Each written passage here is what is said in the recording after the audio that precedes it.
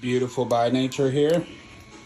Anyways, this is made by LL Toys, but we decided to go custom. So check this out, these shocks, legit. It used to be 4-wheel drive, but we cut the drive shaft just to make it rear wheel. We're trying to get it to go 100 miles an hour. Check out the plate on the bottom. Very sick, beautiful.